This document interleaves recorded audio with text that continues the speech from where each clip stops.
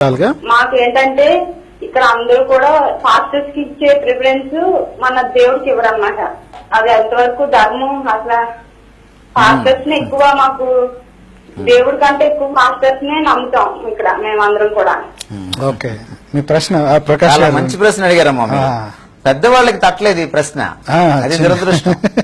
మీరు చిన్నపిల్ల అయినా కూడా, వయసులో చిన్నవాళ్ళైనా కూడా మీరు ఈ తేడా గుర్తించారు. మీరు అందుని బట్టి నేను దేవుణ్ణి స్తుతిస్తున్నాను. ఇది ఈ రోజు జరుగుతున్న విగ్రహారాధన.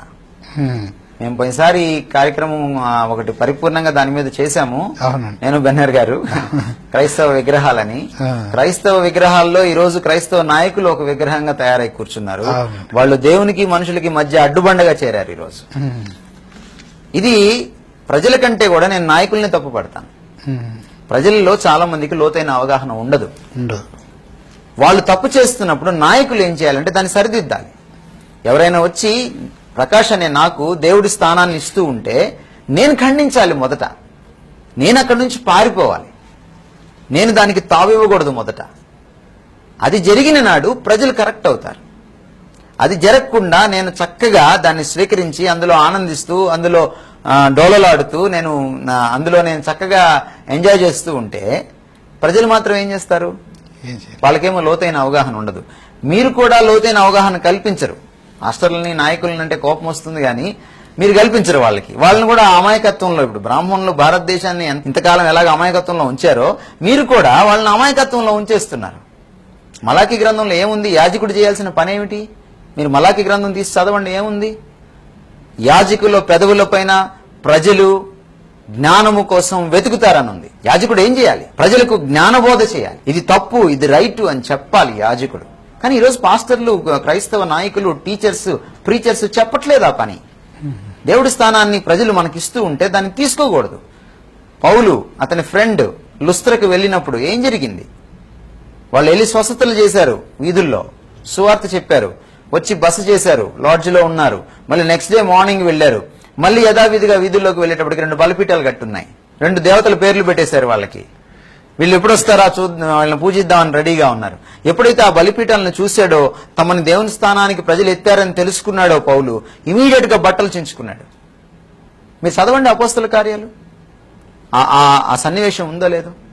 బట్టలు చించుకొని వాళ్ళు అక్కడ అంగలార్చినట్టుగా, దానికి అభ్యంతరం తెలిపినట్టుగా మనం చూస్తాం. ఏరి అటువంటి పాస్టర్లు, నాయకులు ఏరి ఈరోజు? వ్యక్తి పూజ చేయకూడదు, క్రీస్తు పూజ మాత్రమే చేయాలి. ఏ సంఘంలో పాస్టర్కు దేవుడి కంటే ఎక్కువ స్థానం ఇస్తారో ఆ సంఘంలో దేవుడు ఉండడు. జాగ్రత్త ప్లీజ్. మన దేవుడు రోషము కలిగిన దేవుడు. ఆయన తన మహిమను ఎవ్వరికీ ఇవ్వడు, పంచుకోలేడు ఆయన.